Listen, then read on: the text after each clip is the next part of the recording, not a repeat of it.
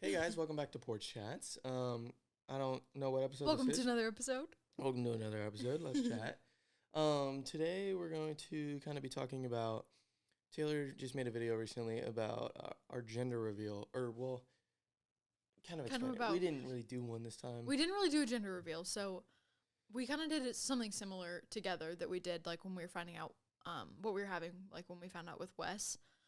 So we went to a really cool like ultrasound place that does like early ultrasounds, and pretty much they do like the gender determination early. I feel like this is like in my face a little bit. There we go. Is that okay? Yeah, it's fine. We might go back to handheld mics after this. I don't know how I feel.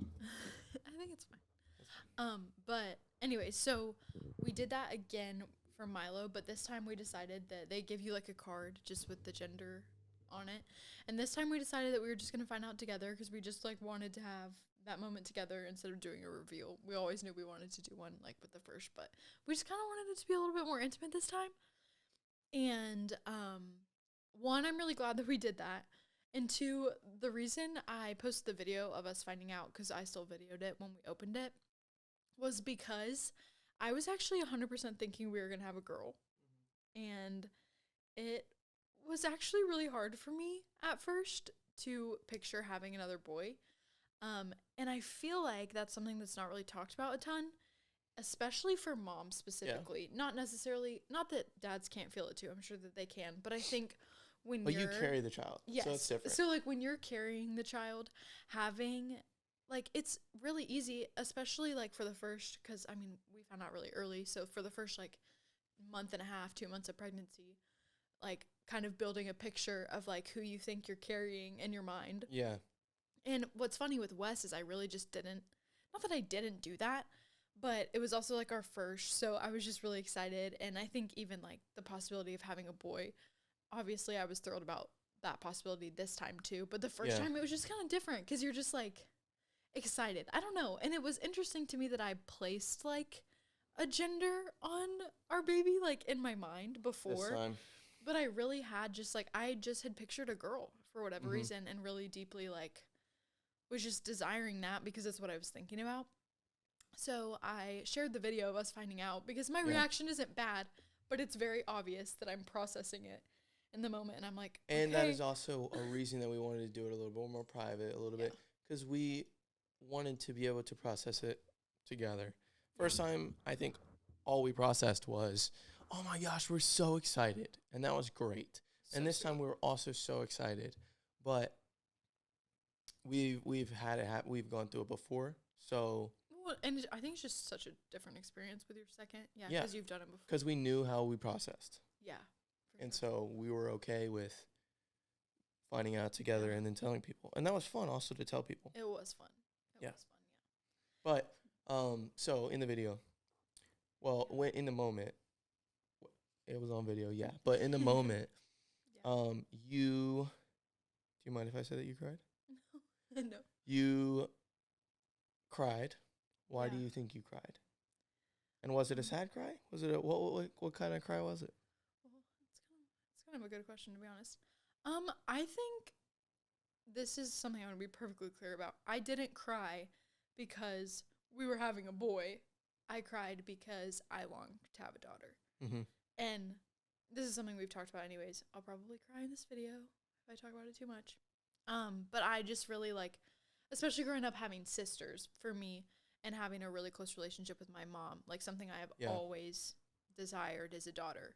So, and Lord willing, we're not done having kids yet. And I say this often, but I do believe the Lord has a daughter for us, whether that looks like adoption or us having our own daughter. Like we really believe that the Lord has a daughter for us, which is really sweet. And, I don't say statements like that often, but I just do think that there's a girl for us. But I think that was what was hard. And like, that's why I was emotional, is because I long for a daughter, not because I don't long for another son, especially now, like even, and this is what I wrote about on Instagram, is just kind of the reality of like the Lord is the author of our families. And he knew from the beginning, even like, obviously before I even got pregnant with Wes, that like we would have two boys really close together. And that's so special. And I'm already like just dreaming about like their friendship and just the uniqueness of having another sibling who is your gender, who's like 15 months apart from you, is really, really sweet. And we both have experienced that. Yeah. You True. have a sister that's close in age, a couple. A few. And so do I, and it's a really sweet thing, and we're really excited about that dynamic for a family. Yeah. We would also love to add the dynamic of having a different, like, having both genders would be really fun. Yeah. Well, and that's what we talk about too. Like, we don't know. I have all brothers, she has all sisters. Yeah, so we don't know what a family dynamic is like parenting both genders, which also is something that intimidates us because we've never like experienced that. Oh yeah, absolutely. But yeah. Yeah. I think it was a sweet reaction. I don't think it was a bad reaction. No, and I think it was like okay. Like, it's okay to be.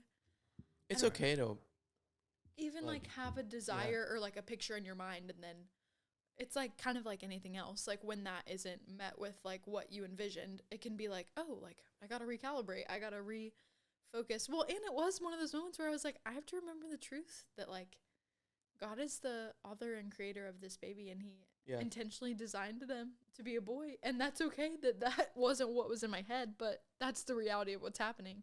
Mm-hmm. So I can rejoice in that because his plans and his ways are higher than mine, even in my littlest and biggest desires. So and I think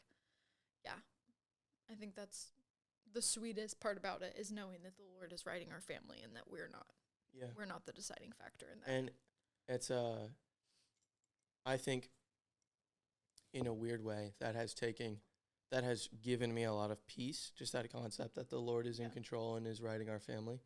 Because and I don't think that is like, obviously we're not saying that that's just as far as like what gender baby you have, but also when you have children, how many you have, if you have kids, or like in what time in life you have kids. For us, we found out we were pregnant shortly after getting married, and even in the original like moment of you telling me, I didn't know how to feel. I didn't know how to process that in that moment.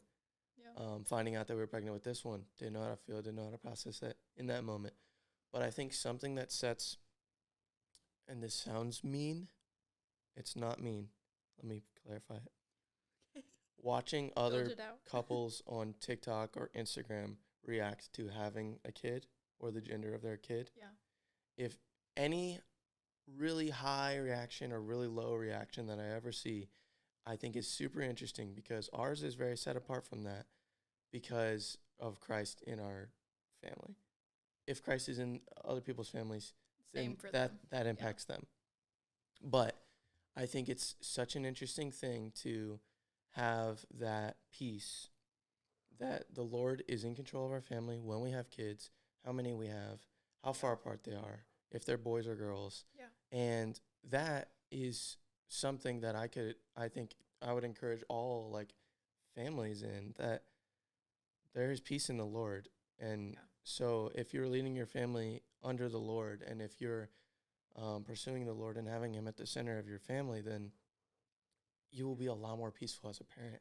That's very true. Well, and like you said, like that goes beyond the dynamic of like what gender baby you're going to have. It where is you'll like live, it's what the Lord's job you'll timing. have. Yeah, absolutely. Well, and I think like you're saying, like it sets you apart in the way of like it gives innate purpose and, I don't know, direction to your family, like in a unique way that families that don't have Christ at the center, that is not a piece that they can go and return to when even things don't go the way they planned it, or when you desire to live in a certain home with your family. And that's not a diss on those people. No, but that's the hope of the gospel. It's almost like like an encouragement, like this is the peace and hope you can have in Christ, that you can be peaceful and you can feel okay with a sudden pregnancy, or an unexpected pregnancy, or unexpected situation, or losing a job, or having a different job, or living somewhere you do or don't want to live. Really deep pain.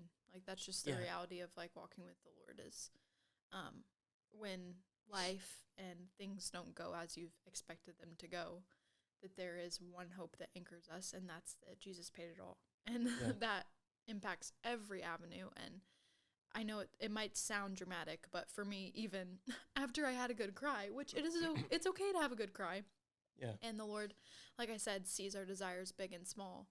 But ultimately, like, even coming back to, in that moment for me, processing my feelings with truth of, okay, but the Lord writes our story, and the Lord writes, like, every detail, and he knows better than I could ever know. And that's what I hope in, always. And I hope in who he is, not in my circumstances. So, yeah. So encouragement as a believer would be trust in the Lord and rest in him, because there is peace to be found in him. Yeah. And then to the non-believer, seek the Lord, because there's peace to be found in him. Yeah, and it's good. he can hold you very safe and secure. Yeah. No matter your in life your circumstance. big and little things, because both are important to him and he sees you. Yeah. I'm excited to have 2 boys. I hope we have a girl one day. I am too. But there is a uniqueness now of, like, well, because people have asked me how I felt about it. I'm like, well, now I honestly can't picture it any other way. Yeah, absolutely. And this is kind of a random side thought, but I really liked this. I heard a creator the other day talking about the Bible verse that, like, seek first, like, the things of the Lord, and, like, all things will be added unto you. But, like, specifically, like, seek the Lord and he will give you the desires of your heart.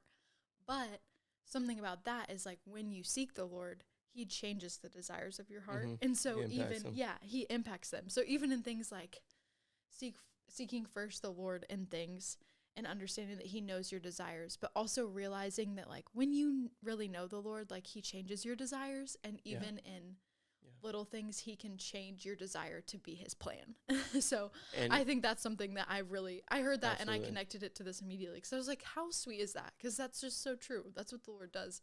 And in so many shades. So but we love you guys. We hope that encourages you today. Yeah. And we'll see you guys tomorrow. See you tomorrow.